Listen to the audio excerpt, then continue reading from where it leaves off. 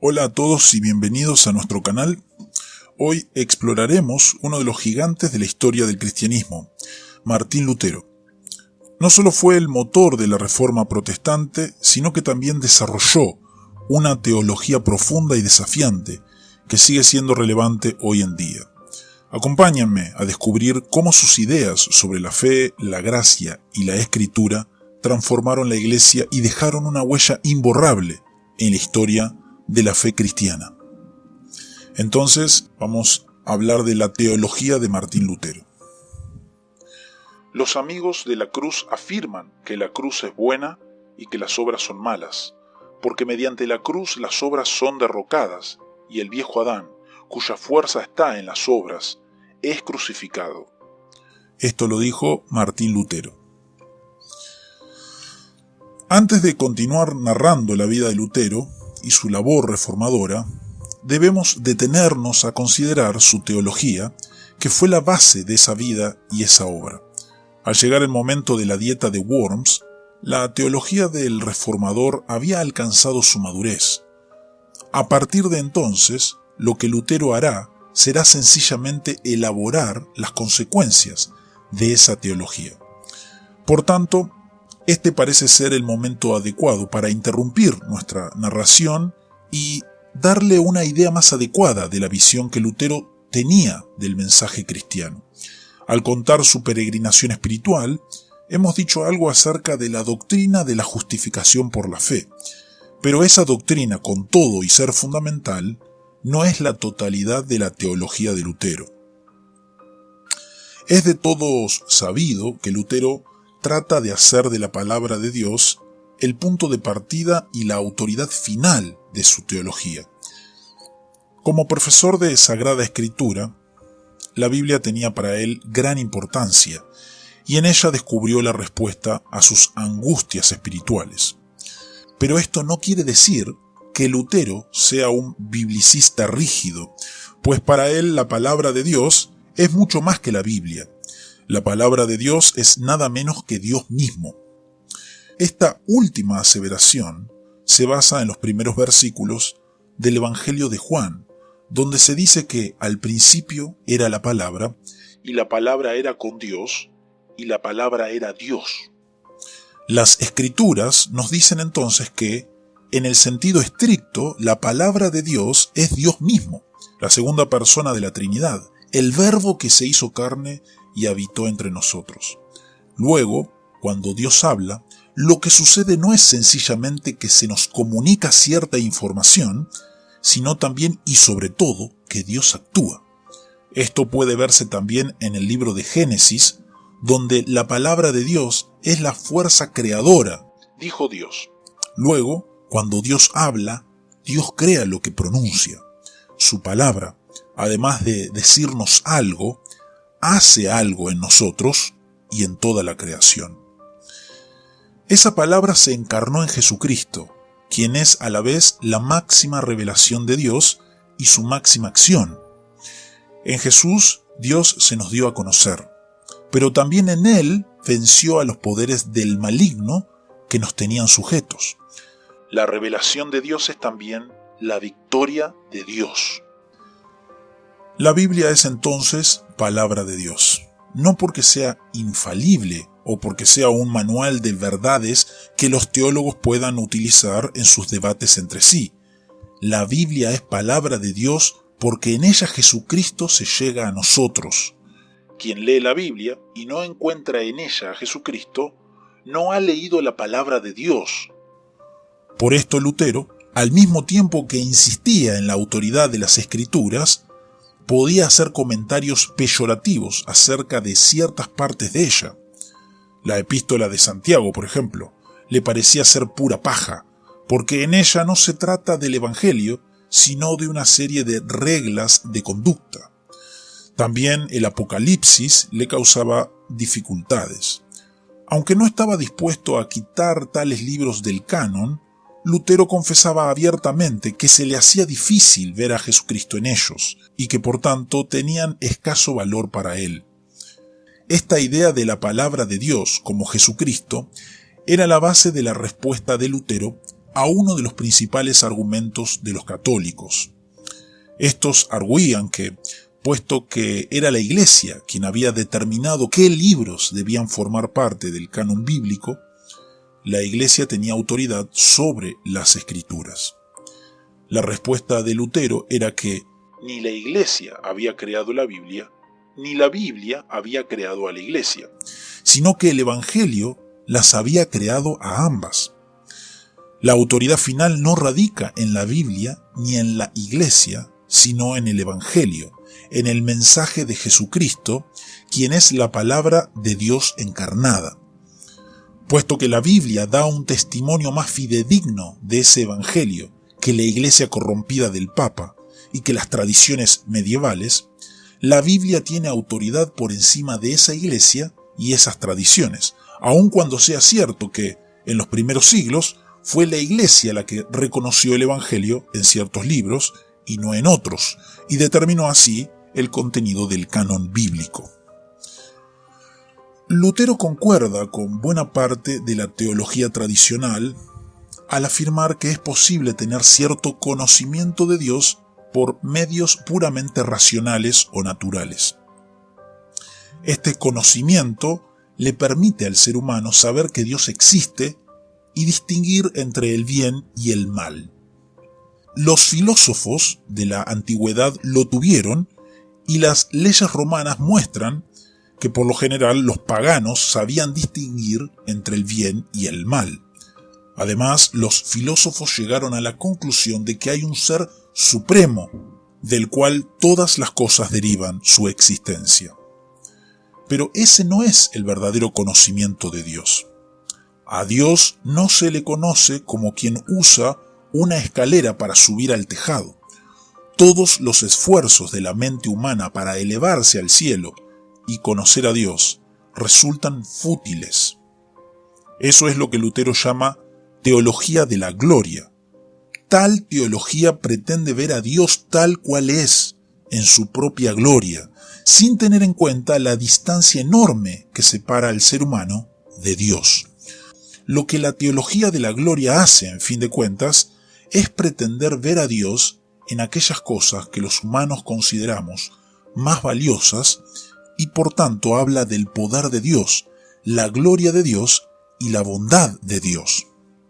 Pero todo esto no es más que hacer a Dios a nuestra propia imagen y pretender que Dios sea como nosotros quisiéramos que fuese. El hecho es que Dios, en su revelación, se nos da a conocer de un modo muy distinto. La suprema revelación de Dios tiene lugar en la cruz de Cristo, y por tanto Lutero propone que, en lugar de la teología de la gloria, se siga el camino de la teología de la cruz. Lo que tal teología busca es ver a Dios, no donde nosotros quisiéramos verle, ni como nosotros quisiéramos que fuera, sino donde Dios se revela, y tal como se revela, es decir, en la cruz. Allí Dios se manifiesta en la debilidad, en el sufrimiento, en el escándalo. Esto quiere decir que Dios actúa de un modo radicalmente distinto a como podría esperarse. Dios, en la cruz, destruye todas nuestras ideas preconcebidas de la gloria divina. Cuando conocemos a Dios en la cruz, el conocimiento anterior, es decir, todo lo que sabíamos acerca de Dios mediante la razón o por la ley interior de la conciencia, cae por tierra. Lo que ahora conocemos de Dios es muy distinto de ese otro supuesto conocimiento de Dios en su gloria. A Dios se le conoce verdaderamente en su revelación. Pero aún en su misma revelación, Dios se nos da a conocer de dos modos, a saber, la ley y el Evangelio. Esto no quiere decir sencillamente que primero venga la ley y después el Evangelio. Ni quiere decir tampoco que el Antiguo Testamento se refiere a la ley y el Nuevo al Evangelio. Lo que quiere decir es mucho más profundo. El contraste entre la ley y el Evangelio da a entender que cuando Dios se revela, esa revelación es a la vez palabra de condenación y de gracia. La justificación por la fe, el mensaje del perdón gratuito de Dios, no quiere decir que Dios sea indiferente al pecado. No se trata sencillamente de que Dios nos perdone porque en fin de cuentas nuestro pecado le tenga sin cuidado. Al contrario, Dios es santo y el pecado le repugna. Cuando Dios habla, el contraste entre su santidad y nuestro pecado nos aplasta, y esa es la ley. Pero al mismo tiempo, y hasta a veces en la misma palabra, Dios pronuncia su perdón sobre nosotros. Ese perdón es el Evangelio, y es tanto más grande por cuanto la ley es tan sobrecogedora. No se trata entonces de un evangelio que nos dé a entender que nuestro pecado no tiene mayor importancia, sino de un evangelio que precisamente, debido a la gravedad del pecado, se torna más sorprendente. Cuando escuchamos esa palabra de perdón, la ley, que antes nos resultaba onerosa y hasta odiosa, se nos torna dulce y aceptable. Comentando sobre el Evangelio de Juan, Lutero dice: «Antes no había en la ley delicia alguna para mí, pero ahora descubro que la ley es buena y sabrosa y que me ha sido dada para que viva, y ahora encuentro en ella mi delicia. Antes me decía lo que debía hacer, ahora empiezo a ajustarme a ella, y por ello ahora adoro, alabo y sirvo a Dios». Esta dialéctica constante entre la ley y el Evangelio quiere decir que el cristiano es a la vez justo y pecador. No se trata de que el pecador deje de serlo cuando es justificado. Al contrario, quien recibe la justificación por la fe descubre en ella misma cuán pecador es, y no por ser justificado deja de pecar. La justificación no es la ausencia de pecado, sino el hecho de que Dios nos declara justos aún en medio de nuestro pecado, de igual modo que el Evangelio se da siempre en medio de la ley. Lutero no fue ni el individualista ni el racionalista que muchos han hecho de él. Durante el siglo XIX, cuando el individualismo y el racionalismo se hicieron populares, muchos historiadores dieron la impresión de que Lutero había sido uno de los precursores de tales corrientes. Esto iba frecuentemente unido al intento de hacer aparecer a Alemania como la gran nación, madre de la civilización moderna y de todo cuanto hay en ella de valioso. Lutero se convertía entonces en el gran héroe alemán, fundador de la modernidad. Pero todo esto no se ajusta a la verdad histórica. El hecho es que Lutero distó mucho de ser racionalista. Basten para probarlo sus frecuentes referencias a la cochina razón y esa ramera la razón. En cuanto a su supuesto individualismo, la verdad es que este era más poderoso entre los renacentistas italianos que en el reformador alemán, y que en todo caso Lutero le daba demasiada importancia a la Iglesia para ser un verdadero individualista. A pesar de su protesta contra las doctrinas comúnmente aceptadas y de su rebeldía contra las autoridades de la Iglesia romana, Lutero siempre pensó que la Iglesia era parte esencial del mensaje cristiano.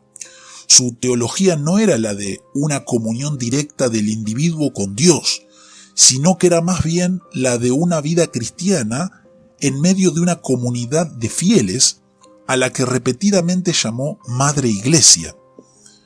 Si bien es cierto que todos los cristianos, por el solo hecho de ser bautizados, son sacerdotes, esto no quiere decir que cada uno de nosotros deba bastarse por sí mismo para llegarse a Dios. Naturalmente, sí hay tal comunión directa con el Creador, pero hay también una responsabilidad orgánica. El ser sacerdote no quiere decir que solamente lo seamos para nosotros mismos, sino que lo somos también para los demás, y los demás son sacerdotes para nosotros. En lugar de abolir la necesidad de la Iglesia, la doctrina del sacerdocio universal de los creyentes la aumenta. Claro está que no necesitamos ya de un sacerdocio jerárquico que sea nuestro único medio de llegarnos a Dios. Pero sí necesitamos de esa comunidad de creyentes, el cuerpo de Cristo, dentro del cual cada miembro es sacerdote de los demás y nutre a los demás. Sin esa relación con el cuerpo, el miembro no puede continuar viviendo. Dentro de esa iglesia, la palabra de Dios llega a nosotros en los sacramentos. Para que un rito sea verdadero sacramento, ha de haber sido instituido por Jesucristo y ha de ser una señal física de las promesas evangélicas. Por tanto, hay solamente dos sacramentos, el bautismo y la comunión. Los demás ritos que reciben ese nombre, aunque pueden ser beneficiosos, no son sacramentos del Evangelio. El bautismo es señal de la muerte y resurrección del cristiano con Jesucristo, pero es mucho más que una señal, pues por él y en él somos hechos miembros del cuerpo de Cristo. El bautismo y la fe van estrechamente unidos, pues el rito sin la fe no es válido. Pero esto no ha de entenderse en el sentido de que haya que tener fe antes de ser bautizado, y que por tanto no se pueda bautizar a niños. Si dijéramos tal cosa, caeríamos en el error de quienes creen que la fe es una obra humana y no un don de Dios. En la salvación, la iniciativa es siempre de Dios, y esto es lo que anunciamos al bautizar a niños tan pequeños que son incapaces de entender de qué se trata.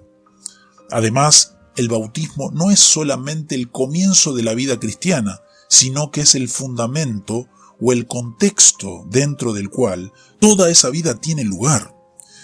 El bautismo es válido, no solo en el momento de ser administrado, sino para toda la vida. Por ello se cuenta que el propio Lutero, cuando se sentía fuertemente tentado, exclamaba: «Soy bautizado». En su bautismo estaba la fuerza para resistir todos los embates del maligno. La comunión es el otro sacramento de la fe cristiana. Lutero rechazó buena parte de la teología católica acerca de la comunión. Particularmente se opuso a las misas privadas, la comunión como repetición del sacrificio de Cristo, la idea de que la misa confiere méritos y la doctrina de la transubstanciación. Pero todo esto no lo llevó a pensar que la comunión era de escasa importancia. Al contrario, para él la Eucaristía siempre siguió siendo, junto a la predicación, el centro del culto cristiano. La cuestión de cómo está presente Cristo en el sacramento fue motivo de controversias, no solo con los católicos, sino también con los protestantes. Lutero rechazaba categóricamente la doctrina de la transubstanciación, que le parecía demasiado atada a categorías aristotélicas y por tanto paganas, y que además era la base de la idea de la misa como sacrificio meritorio, que se oponía radicalmente a la doctrina de la justificación por la fe. Pero por otra parte, Lutero tampoco estaba dispuesto a decir que la comunión era un mero símbolo de realidades espirituales.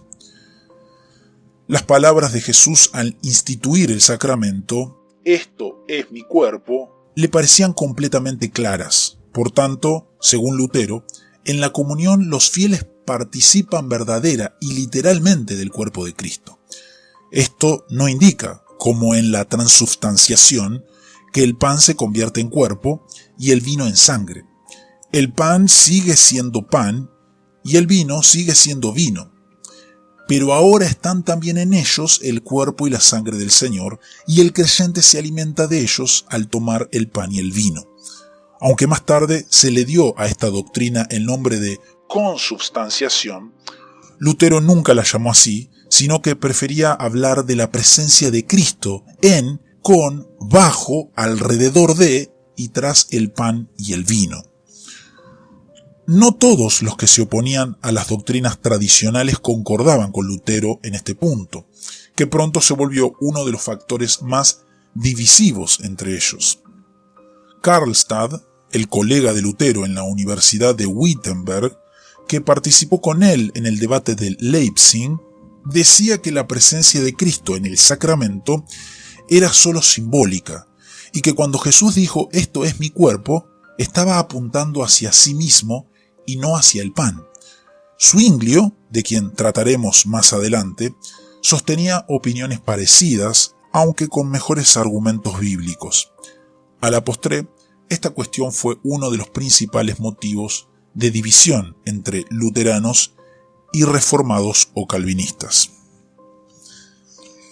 Antes de terminar esta brevísima exposición de los principales puntos de la teología de Lutero, debemos referirnos al modo en que el reformador entendió las relaciones entre la Iglesia y el Estado. Según él, Dios ha establecido dos reinos, uno bajo la ley y otro bajo el Evangelio. El Estado opera bajo la ley, y su principal propósito es ponerle límites al pecado humano. Sin el Estado, los malos no tendrían freno. Los creyentes, por otra parte, pertenecen al segundo reino y están bajo el Evangelio. Esto quiere decir que los creyentes no han de esperar que el Estado apoye su fe o persiga a los herejes. Aún más, no hay razón alguna por la que debamos esperar que los gobernantes sean cristianos. Como gobernantes, su obediencia se debe a la ley y no al Evangelio. En el reino del Evangelio, las autoridades civiles no tienen poder alguno. En lo que se refiere a ese reino, los cristianos no están sujetos al Estado. Pero no olvidemos que los creyentes, al mismo tiempo que son justificados por fe, siguen siendo pecadores. Por tanto, en cuanto somos pecadores, todos estamos sujetos al Estado. Lo que esto quiere decir en términos concretos es que la verdadera fe no ha de imponerse mediante la autoridad civil, sino mediante la proclamación de la palabra. Lutero se opuso repetidamente a que los principales que lo apoyaban emplearan su autoridad para defender su causa, y solamente tras larga vacilación, por fin les dijo que podían apelar a las armas en defensa propia contra quienes pretendían aplastar la reforma. Esto no quiere decir que Lutero fuese pacifista. Cuando, como veremos próximamente, los turcos amenazaron a la cristiandad, Lutero llamó a sus seguidores a las armas. Y cuando diversos grupos y movimientos, tales como los campesinos rebeldes y los anabaptistas, le parecieron subversivos, no vaciló en afirmar que las autoridades civiles tenían el deber de aplastarlos. Lo que sí quiere decir es que Lutero siempre tuvo dudas acerca de cómo la fe debía relacionarse con la vida civil y política. Y esas vacilaciones han continuado apareciendo en buena parte de la tradición luterana hasta el siglo XX. Con esto concluimos nuestro análisis sobre la teología de Martín Lutero y su impacto en la historia del cristianismo. Su énfasis en la fe y la gracia continúa inspirando a millones alrededor del mundo. Si te ha gustado este video y quieres seguir explorando la historia del cristianismo con nosotros, no olvides suscribirte al canal y activar las notificaciones. Gracias por acompañarnos y nos vemos en los próximos videos.